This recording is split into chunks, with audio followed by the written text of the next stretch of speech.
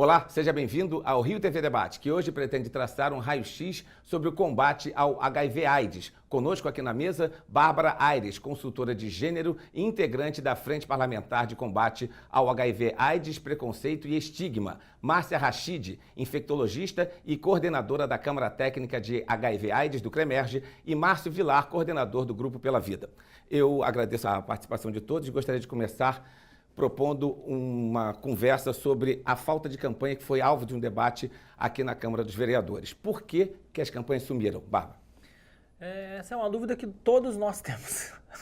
É um questionamento que a gente faz há algum tempo, inclusive, porque a gente entende que essas campanhas vêm para humanizar e para sensibilizar as pessoas soronegativas para a convivência e o não preconceito com as pessoas soropositivas. E atualmente a maior desculpa é crise, né? A desculpa para tudo quando não tem é crise, falta dinheiro, mas a gente entende que é de suma importância que se tenham campanhas justamente para que a gente possa informar para a pessoa se prevenir e para sensibilizar, né, para que a pessoa aí consiga vencer o seu preconceito com a pessoa vivendo com HIV e AIDS. Gostaria de saber da doutora Márcia, até que ponto a falta de campanha pode prejudicar o combate à doença? Eu acredito que a campanha tem um papel, como a Bárbara falou, de sensibilização. Então, a partir do momento que a pessoa se envolve com o assunto, ela pode modificar a sua postura, porque informação muitas pessoas têm. Então, na prática, o que nós percebemos, e aí já entrando no assunto da nossa realidade no Brasil, que é o jovem que está se infectando, a nossa faixa etária de 19 a 24 anos, quando você conversa com o jovem, ele tem informação sobre esse assunto, sobre as formas de infecção, como que ele se expõe ao vírus, mas falta essa sensibilização, falta qual é o caminho para que ele não se exponha ao vírus, para que ele não se infecte e, por outro lado, como também foi dito, o que é fazer para lidar também com uma pessoa que tem o vírus, no caso, em relação a parcerias, não só lidar socialmente, mas lidar sexualmente, porque hoje nós sabemos que uma pessoa que tem o vírus e se trata, que toma medicamento, que tem carga indetectável, ela deixa de transmitir o vírus. E essa informação também não é passada. E muitas pessoas continuam isolando o portador do vírus como se fosse uma bomba que vai explodir a qualquer momento. Então, em outras palavras, a campanha tem esse papel, informar e sensibilizar, modificar posturas, conscientizar, talvez seja a palavra melhor. Até porque o preconceito nesse tema em específico, ele vai para além das pessoas soropositivas, né? Várias pessoas que defendem a questão não são soropositivas. A gente simplesmente tem a consciência de que esse tema é de suma importância ser tratado.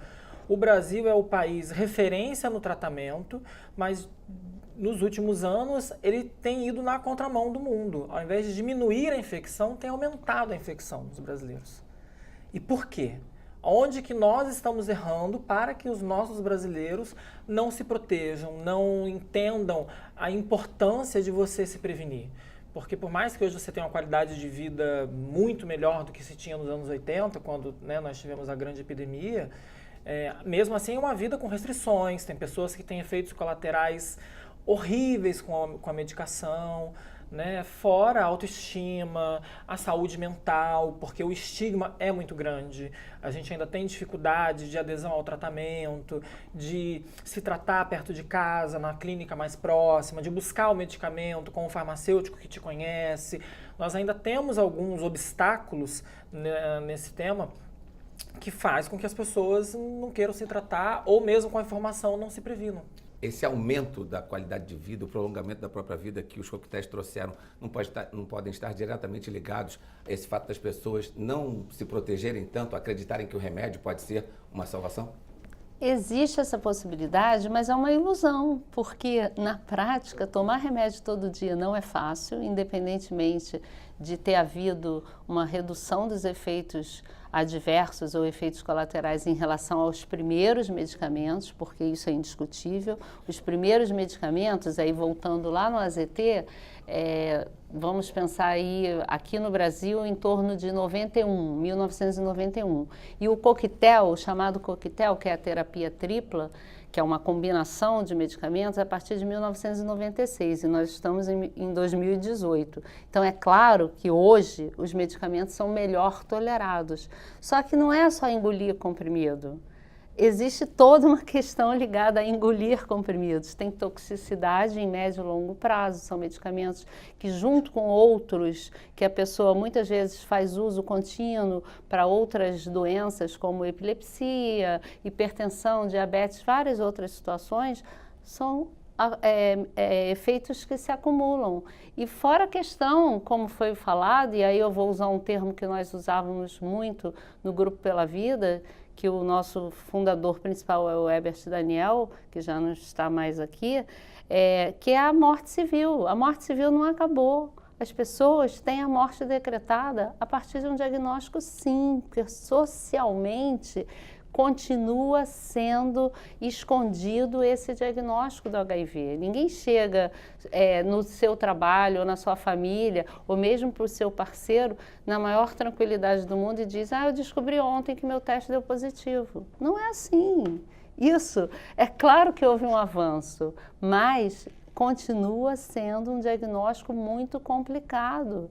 E aí, o que eu acho que está acontecendo em relação à questão do aumento da epidemia no Brasil é que o jovem, evidentemente, ele se considera invulnerável, ele se considera que não está em risco.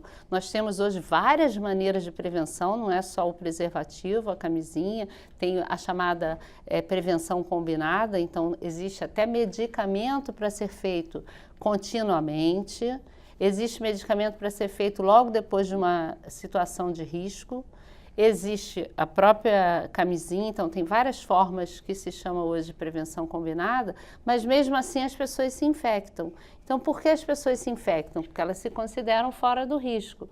Só que aí, quando elas se infectam, elas caem na mesma situação de 20, 30 anos atrás, porque elas se excluem. Elas não lembram, quando elas se infectam ou quando elas se expõem, elas não lembram de tudo isso que elas vão enfrentar, que a Bárbara lembrou muito bem, que é o farmacêutico que ela conhece, é o enfermeiro que ela conhece, é o vizinho que vai estar no posto no mesmo momento pegando o remédio. A questão social é muito grave e continua sendo muito séria como era 20, 30 anos atrás. Ou seja, o estigma não mudou. Até porque no imaginário social existe um certo grupo que se contamina com AIDS. As pessoas ainda têm no imaginário social de que homossexuais, travestis ou prostitutas é o grupo de maior infecção. Quando a gente sabe que, quando você vê proporcionalmente, realmente é um grupo que é muito infectado porque é um grupo minoritário. Mas quando você vai ver a proporcionalidade no sentido de quantidade de pessoas versus pessoas contaminadas, os grupos que mais contaminam são justamente os grupos que as pessoas não esperam se contaminar, que é dos jovens, os idosos e mulheres casadas. A gente tem uma incidência muito grande nesses três grupos que a gente precisa combater. E o fator principal é esse, né? O idoso, ele já viveu a vida dele, ele está sempre achando, eu estou saudável, eu nunca vou pegar. O outro idoso também não tem. A mulher casada, ela confia no seu marido e é uma barreira muito grande a gente fazer com que essa mulher entenda que ela pedir para o marido usar o preservativo ou ela usar o preservativo feminino, que ele está disponível, não é uma demonstração de falta de confiança, pelo contrário, é uma demonstração de amor próprio. Você está se cuidando e cuidando do seu parceiro, né? Isso é muito importante. E é importante que as pessoas saibam que os postos de saúde têm sempre preservativo masculino e alguns têm também o feminino. E não existe um limite para você retirar. Você vai chegar e você vai pedir o seu preservativo. Mas as pessoas vão ao posto para pegar preservativo? Vão. Quando a pessoa tem essa informação, ela vai buscar. Ela pode ter uma vergonha, ela pode pedir para pôr num saco escondido, ela pode, mas é muito retirado no posto, né? A gente ainda tem uma falta grande do feminino, porque ele ainda é um pouco mais caro.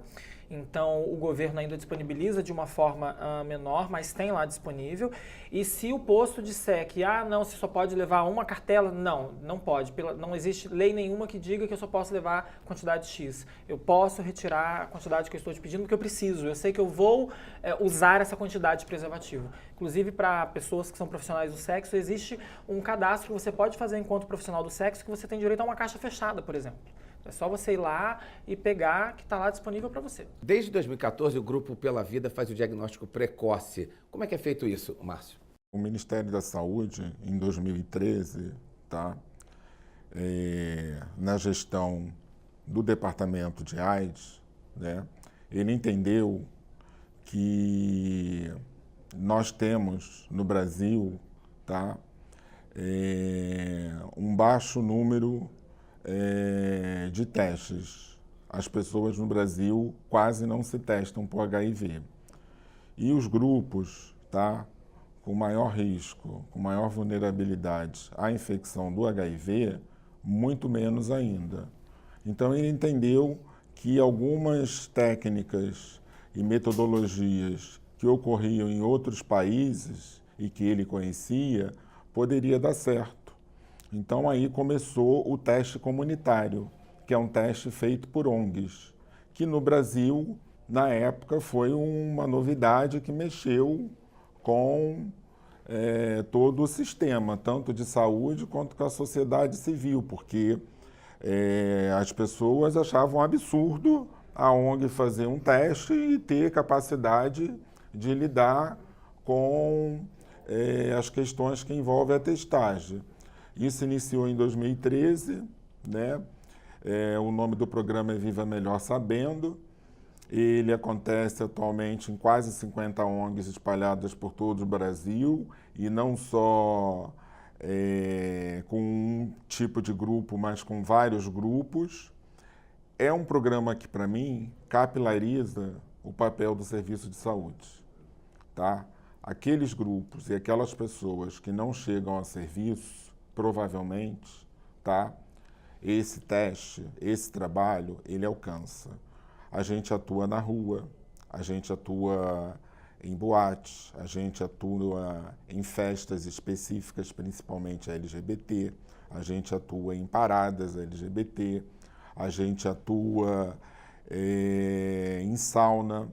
Então, assim, a gente já quebrou vários tabus. Só para você ter uma ideia, quando a gente fez a primeira testagem, foi dentro de uma boate na Zona Oeste do Rio, na 1140, e foi, assim, algo inédito, porque todo mundo ficou surpreso, porque ninguém nunca tinha tido essa experiência de se testar fora do serviço de saúde ou de saber dessa técnica.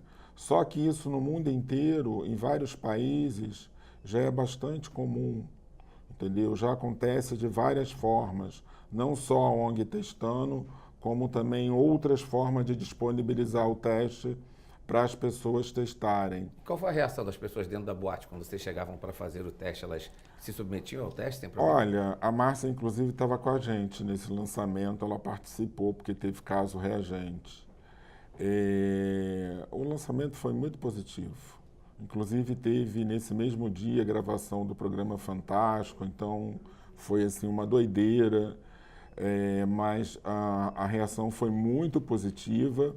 E o que a gente esperava de uma retração, não vou fazer o teste aqui, você via as pessoas querendo fazer o teste e achando interessante o teste acontecer dessa forma.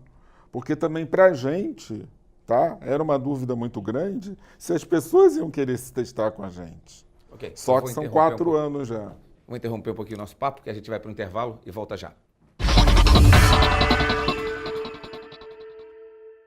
Nós estamos de volta com o Rio TV Debate, que hoje fala sobre o combate ao HIV/AIDS. A doutora Márcia falou ainda agora sobre a prevenção combinada. Eu queria saber da importância disso e como isso pode ser feito. A prevenção combinada, como o nome diz, é um conjunto de possibilidades de impedir que a pessoa se infecte. É uma tentativa de arrumar um jeito da pessoa não entrar em contato com o vírus. Então, é claro que depende do indivíduo, mas são propostas. Essas propostas, o Ministério já cercou com o que poderia cercar em relação ao medicamento, então os medicamentos são oferecidos pelo governo federal. Vou dar os 2 exemplos na questão do medicamento. Um esquema chama-se PrEP, que é profilaxia pré-exposição, a pessoa ainda não se expôs, já vou explicar. E o outro esquema chama-se PEP, que é profilaxia pós-exposição. Então vamos para PrEP. PrEP é aquela situação como se fosse um anticoncepcional. A pessoa vai tomar remédio todo dia para não se infectar com HIV. Mas então, ele é um realmente comprimido, é eficaz. Redução em torno de 95% da transmissão. A pessoa tem que tomar comprimido todo dia para não se infectar. Mas o primeiro comprimido já faz Chama-se efeito? Truvada. O primeiro comprimido já faz efeito ou ele tem que tomar a partir de um tempo? Tem que tomar todo dia, durante a vida toda, para não para quando entrar em contato com o vírus não infectar essa pessoa. Esse comprimido é fornecido gratuitamente pelo governo, mas a pessoa vai passar por uma avaliação porque tem que fazer exames mais ou menos a cada 3 meses para controle, porque tem efeito colateral ou pode ter efeito colateral. Quais são? Por exemplo, um efeito tóxico renal. Pode dar alteração renal, porque um dos medicamentos que faz parte dessa duplinha são 2 substâncias, tenofovir e entricitabina. O tenofovir ele é tóxico para o rim. Então, claro que a pessoa tem que passar por avaliação prévia e vai ser acompanhado por um médico. Então, está sendo fornecido aqui no Rio de Janeiro, no Hospital Rocha Maia. E é sob controle médico. E para quem o PrEP é mais indicado? Então, é mais indicado para pessoas que estão em maior risco. Aí isso vai ser avaliado no momento pelo médico. Então, pessoas, por exemplo, um profissional do sexo, seja atendido e diga assim, olha, eu acho que eu estou em risco, porque eu nem sempre eu posso usar preservativo, eu acho que eu estou em risco por causa disso, disso e disso. Aí a pessoa vai ser avaliada e vai receber aquele comprimido para usar sempre e a cada 3 meses vai fazer exame. Isso é PrEP. Aí vamos para o PEP. PEP é profilaxia pós-exposição. Uma pessoa chega na rede de saúde pública e diz, eu tive uma relação de risco, aí tem que ser até 72 horas. Essa relação de risco aconteceu da seguinte maneira, eu me expus a tal situação, que vai ser avaliada pelo profissional. E aí ela vai receber 28 dias de medicamento. E são medicamentos antirretrovirais. Tenofovir, lamivudina e dolutegravir. São 3 drogas em 2 comprimidos. Junto a esses medicamentos, o preservativo é fundamental? Não, aí é outra história. Não, o preservativo chama-se proteção de barreira. Ou seja, realmente é uma barreira. A proteção de barreira é a única proteção contra várias coisas. HIV, sífilis, gonorreia, hepatite C, HTLV, que é um vírus que pouquíssimas pessoas ouviram falar. Então, quando eu falo assim, uma pessoa que usa preservativo, ela está se protegendo em relação a diversas ISTs, que são hoje as chamadas DSTs. Não se fala mais doenças sexualmente transmissíveis, sim infecção sexualmente transmissíveis, que são as ISTs. Então, a única maneira de se prevenir em relação a várias ao mesmo tempo é com a proteção de barreira, que é o preservativo, que é a camisinha. Márcio, o Grupo Pela Vida sempre acolheu muitos jovens, dando apoio psicológico, inclusive. Hoje, como é que está? Há muita procura? Hoje a gente está vivenciando várias questões, né? A questão da faixa etária abaixo de 24 anos, né?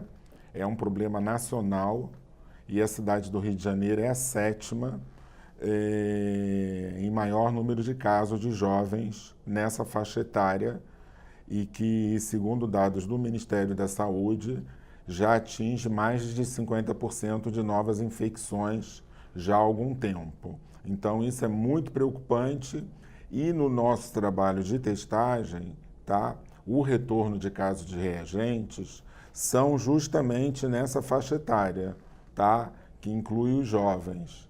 Aí a gente vai até 29 anos, que é o adulto jovem. O acolhimento que nós fazemos, tá? Ele é de várias formas. Ele pode ser psicológico, no sentido de dar apoio emocional e, enfim, acolher e ver as principais necessidades, porque o nosso maior problema na epidemia de HIV e AIDS, ao longo dos 35 anos, tá, é o impacto do diagnóstico. Esse impacto do diagnóstico, tá, se você pegar um registro da década de 80 e um registro de agora, você vai ver, tá, situações bastante semelhantes, tipo, vou morrer. O que vai ser da minha vida?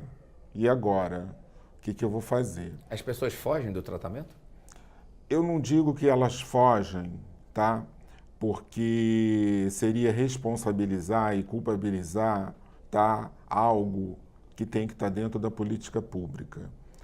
Eu acredito, tá, que a gente no Brasil, tá, se acostumou, tá, a alguns mecanismos de tratamento e achou que aquilo serve para todos, tá? Então, historicamente, a gente tinha serviços especializados. E hoje, tá, a gente aqui no Rio de Janeiro é atendido na atenção básica. O jovem, quando ele é atendido na atenção básica, tá, muitas das vezes o acolhimento dele é péssimo. Muitas das vezes ele não tem, tá, na situação dele, tá, de um cidadão mais jovem, um retorno do profissional de saúde para entender isso e saber lidar com isso. É a mesma situação que envolve grupo como travestis e transexuais, que tem pavor ao serviço de saúde por conta de tratamento e de acolhimento.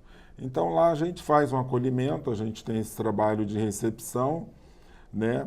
A gente tenta incluí-los nas atividades que o grupo oferece, alguns acabam se engajando e se tornando voluntários do grupo, mas eu posso dizer, tá, que na grande maioria a ficha demora a cair.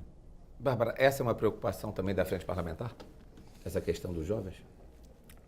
A maior preocupação da Frente é a de fiscalizar, obviamente, o Executivo no sentido de garantir os direitos dessas pessoas. E aí entra o bom acolhimento, né, a forma adequada de se dar um diagnóstico, porque nós temos relatos de unidades que simplesmente viram para a pessoa, num caso de diagnóstico positivo, você está reagente, você tem que procurar um atendimento psicológico. E não é assim, né? A gente tem todo um protocolo.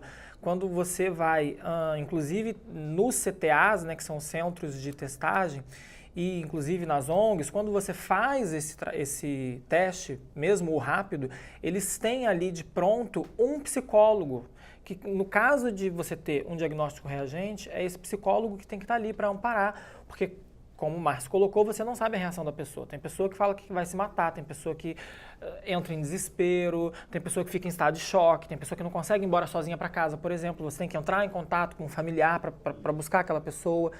Então, a maior preocupação é para que todos esses direitos sejam garantidos. A gente tem tido aí uma retirada de direitos no sentido de transporte ilimitado, né? Teve um momento em que foi retirado o direito ao transporte gratuito e agora voltou, em alguns casos, de acordo com o número de consultas médicas, em outros casos são 60 por mês, mas a nossa briga é para que seja como era antes, porque a pessoa que está com HIV/AIDS, ela tem que ter uma socialização tal qual qualquer outro indivíduo, ela tem o direito ao lazer, ela tem o direito à educação, então a gente tem que sair desse lugar de que a pessoa com HIV/AIDS só vai tratar da questão da saúde. Ela tem várias outras questões para tratar e precisa se locomover. A gente tem vários casos de pessoas com HIV que foram demitidas após o resultado, porque as pessoas elas têm que colocar isso para o seu empregador, né? Elas não podem estar positivas e não passar isso para o seu empregador. Tem então, uma questão aí. Ok, vamos discutir esse assunto logo depois do intervalo, nós voltamos já. Estamos de volta com o Rio TV Debate, que hoje fala sobre o combate ao HIV/AIDS. E no bloco anterior a gente discutia o tema AIDS e trabalho. O Márcio Vilar pediu a palavra. Por favor, Márcio. Então, nós temos, no Brasil, legislações e estatutos, que dá direito, ao portador do vírus HIV da privacidade do sigilo, Ninguém pode ser testado sem consentimento informado. Nenhum empregador pode fazer seleção sem testar, sem a pessoa consentir. A pessoa pode entrar judicialmente e esse empregador pode ser condenado a pagar a multa indenizatória. Se um empregado se descobre positivo e o médico do trabalho, da empresa,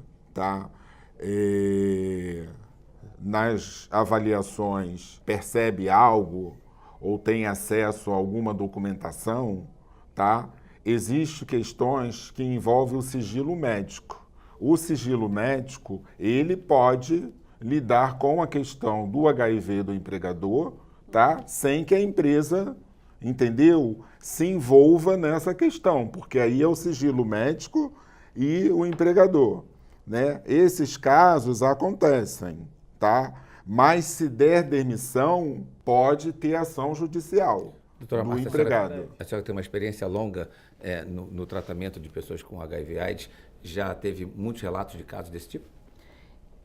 No início, isso era bastante comum. As pessoas perdiam o emprego a partir do diagnóstico e muitas vezes eu tinha que fazer até atestado dizendo que não tinha motivo para a pessoa ser afastada do trabalho, coisas completamente absurdas.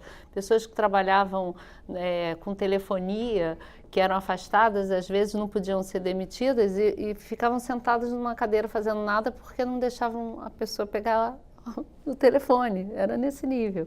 Então, essas situações que o Márcio está relatando, o portador tem que realmente buscar os seus direitos, porque não pode ser demitido, mas isso não só acontecia como ainda acontece, existe também... Em grande número hoje? Não, em relação ao que era, diminuiu, claro, porque até o próprio empregador sabe das leis.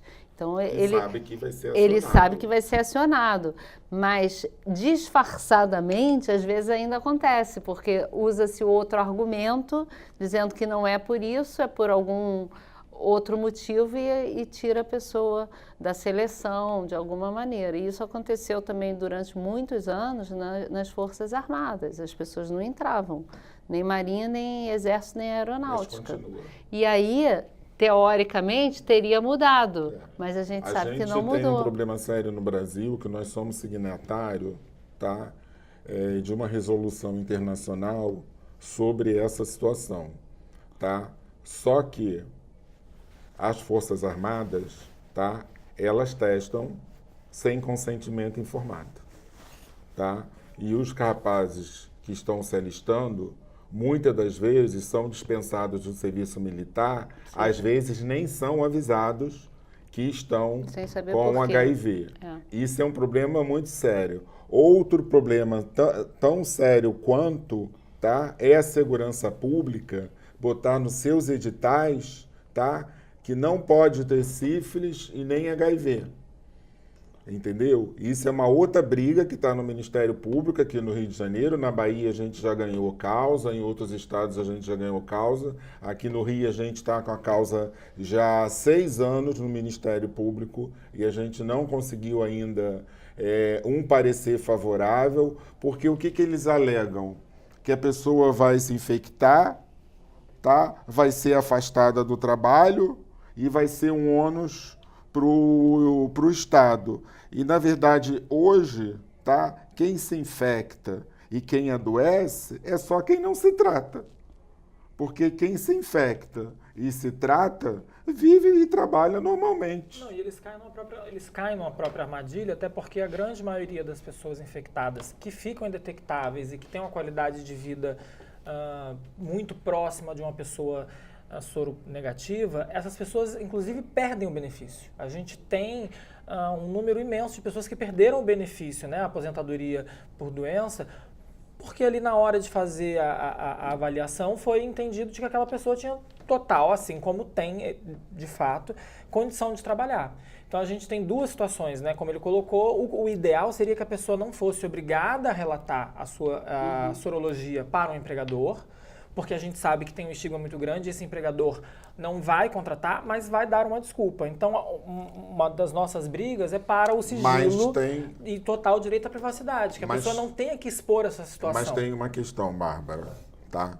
No caso da segurança pública, polícia e bombeiro, tá? Eles são servidores. Eles estão fora dessa questão da desaposentação, né?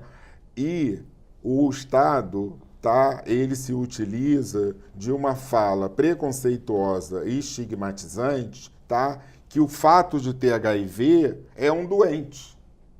E isso tá inconcebível, porque o jovem que vai fazer prova para a polícia e passa, esse jovem vai exercer a atividade dele normalmente, ou para o bombeiro, enfim. Fora que, tá? A gente tem contato dentro da Polícia Militar do Rio de Janeiro, tá? E dentro da corporação, tá? Eles têm vários militares que têm HIV e desenvolvem funções e trabalhos. Às vezes pode não desenvolver algumas determinadas por alguma orientação. Agora, tudo isso se chama preconceito e estigma. Bem, nós estamos chegando ao final. Gostaria de pedir agora as considerações finais de vocês, começando pela Bárbara. Bom, acho que o nosso debate foi muito rico e ele todo é uma consideração final, né? Porque o que a gente, se você for resumir tudo que foi dito aqui, a gente está lutando e tentando conscientizar as pessoas para que elas não tenham preconceito, para que elas se livrem, né, desses achismos e desses estigmas que foram colocados sobre a pessoa vivendo com HIV e AIDS, porque são pessoas como qualquer outra pessoa e você não vai se contaminar com o vírus de ter amizade, de abraçar, de pegar na mão, de beijar, né? O que você tem, no caso de uma relação soro-discordante, por exemplo, é que, se por acaso você queira, é se prevenir, né, para que você, no ato sexual, não se contamine. De resto, é uma vida como de qualquer outro ser humano. Quais são os próximos passos da Frente Parlamentar, rapidinho? A gente acabou de ter uma reunião e é fiscalizar a entrega dos medicamentos nas unidades e o atendimento, acolhimento a essa pessoa vivendo com HIV e AIDS. Márcio Vilar, suas considerações finais. Bom, eu gostaria só de ressaltar, como a gente está na TV Câmara e no universo da cidade do Rio de Janeiro, né, da gente fazer um alerta e da gente pensar, né, o quanto a cidade do Rio de Janeiro está caminhando para se igualar à cidade de Porto Alegre, que já é considerada a cidade do HIV/AIDS por uma série de questões, e a gente precisa reunir esforços e ter um entendimento do executivo, né, para os investimentos e o trabalho voltar a ter uma qualidade e a ter um atendimento melhor. A gente sabe que hoje não dá para recuar o atendimento na atenção primária por uma série de razões, mas a gente sabe que a gente pode melhorar esse atendimento. A gente pode qualificar esse atendimento. A gente tem médicos capacitados e com experiência suficiente para colaborar com a gerência municipal, com a Prefeitura do Rio de Janeiro, para sentar, discutir e ver essas questões. Então, eu acho que com o apoio da Frente Parlamentar e com uma mobilização social, né, e se a gente não pressionar, as coisas não acontecem, porque está tendo um desmonte na saúde do município do Rio, né? A gente não sabe qual vai ser o futuro disso, mas a gente percebe que está havendo um desmonte, tem aí um funcionamento precário, abaixo do ideal, e a gente também tem que cobrar do prefeito e falar dessas coisas. Doutora Márcia Aristide. É só reforçar essa ideia mesmo, que o estigma não acabou, o preconceito é muito forte e tem toda essa relação com a sensibilização que nós falamos no início. Quer dizer, talvez tenha informação, mas falta sensibilização. Então, as pessoas se consideram fora do assunto, de alguma maneira, elas acham que não tem nada com isso, então elas não querem saber, esse assunto não me pertence. Então, acho que está faltando isso, que cada um, de alguma maneira, se interesse por esse assunto, porque esse assunto é de todos nós.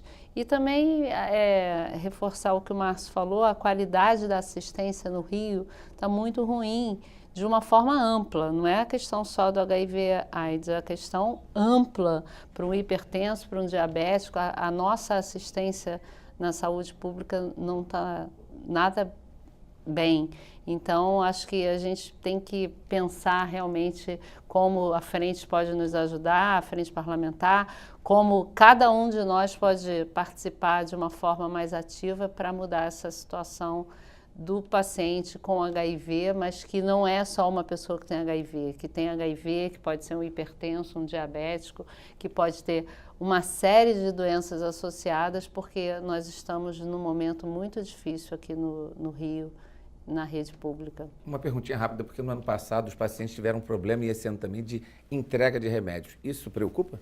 Preocupa porque eu sou consultora do Ministério da Saúde e eu acho que o problema não é no governo federal, eu acho que é uma questão, mais uma vez, do Rio de Janeiro. Eu acho que falta logística melhor no Rio, eu acho que a gente está vivenciando um momento muito delicado na nossa cidade, no nosso estado. Então, é uma preocupação muito grande, sim, porque a assistência não está boa, a assistência integral não está boa. Eu agradeço a todos pela participação nesse debate de hoje e nós voltamos numa próxima oportunidade. Muito obrigado para você que nos acompanhou até agora. Até a próxima.